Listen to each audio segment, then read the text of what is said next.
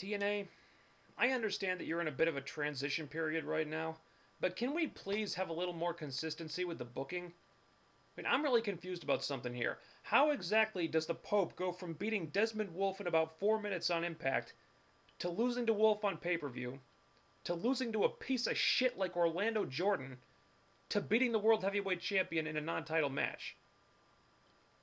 How does that happen? Where does this guy fall on the card right now? I have no idea. Alright, something else I have no idea about. Is it my imagination, or were there a lot of commercial breaks on this show?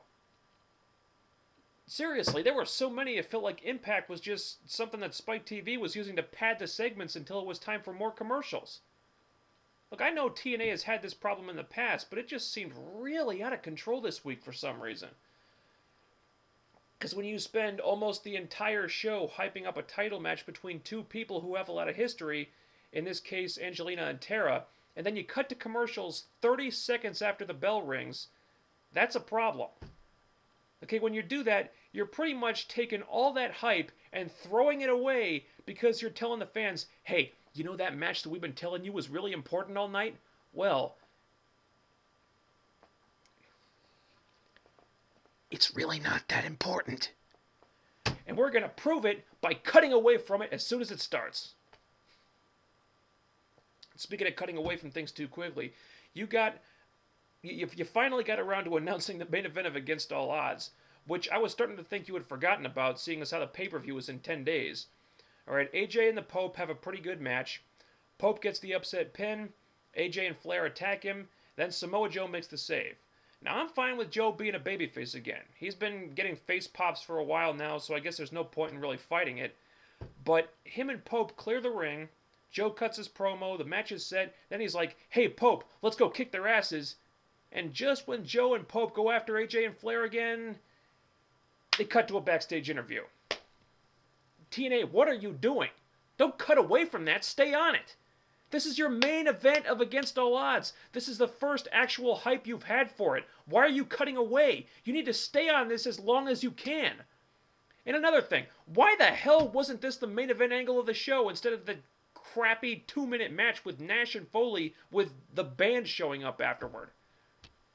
I mean, don't get me wrong, this was a very good segment in and of itself, but the fact that they cut away from it so fast was just symptomatic of the larger problem that the show always seems to have way too much stuff going on all at once.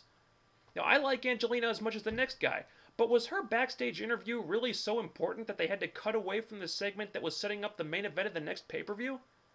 Apparently not, seeing as how the interview was just about her hyping up her title match with Tara later in the night, which the production team cut away from as soon as it started. And that's the big problem here. I mean, you've got a million different things going on, and none of it feels as important as it should be, because the only thing out of all this stuff that's getting any significant screen time is the Foley, Bischoff, Angle, Hogan drama.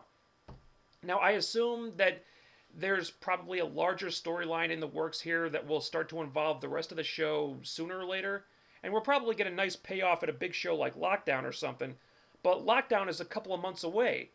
In the meantime, you got Against All Odds in less than 2 weeks, and that pay-per-view feels like a throwaway right now because I'm not even sure what the whole card is.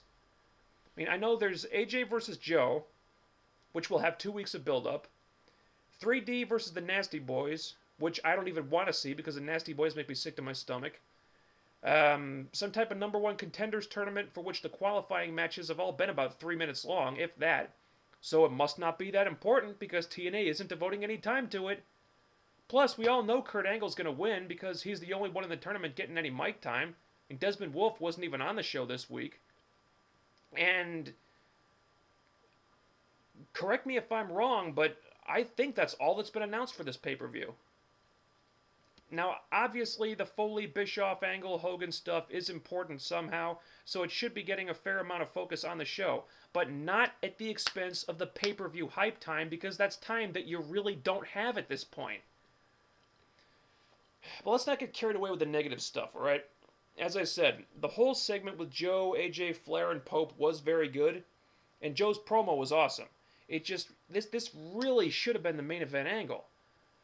The Foley Bischoff segment that started the show was pretty good. What we saw of Tara versus Angelina was surprisingly good, even though Tara's 5 minute nip slip was kind of distracting. Their feud last year was not great due to them having no in ring chemistry, but I think Angelina working a babyface style now helped that problem somewhat.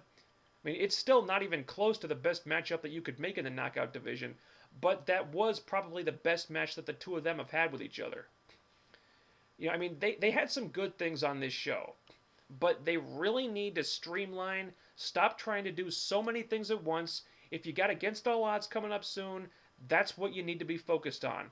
Because when you got a pay-per-view in 10 days, you can't afford to have 80% of the focus devoted to an angle that's not going to pay off for 2 or 3 months. Bischoff, Hogan, and Foley don't need to be getting this much screen time. None of those guys are wrestling it Against All Odds, and the pay-per-view hype has really suffered because so much attention has been focused on them instead of the wrestlers. I mean, when Jeff Jarrett was running creative, I said that Jarrett shouldn't be an on-screen character and head of creative at the same time because he always gave himself way more screen time than he needed. Now it looks like Bischoff is doing the same thing, and that's going to be a problem if he doesn't ease off. So, going forward, I want to see less of Bischoff, less of Hogan, less of Foley, and more of the wrestlers. Or the full-time wrestlers in Foley's case. I mean, there is such a thing as less is more. And if this storyline isn't going to pay off in the near future, and that looks like it's going to be the case, then you shouldn't be spending this much time on it when you get a pay-per-view to think about.